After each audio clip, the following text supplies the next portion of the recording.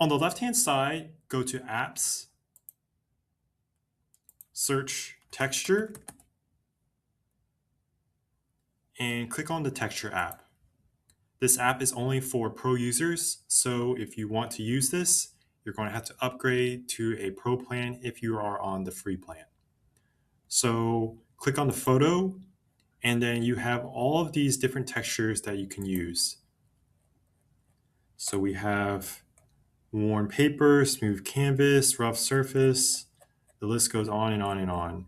So you can select which type of texture that you want. Let's say I want to use this texture here. So it looks like a glitch type of texture. I can change some of the parameters here on the left-hand side.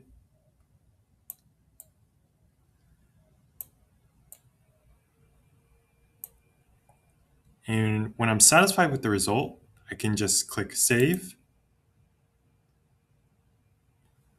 And now my photo has some texture added to it.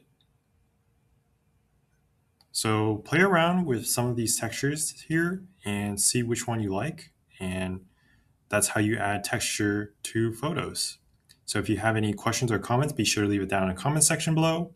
If you enjoy my videos, consider subscribing to my channel. Thank you and have a great day.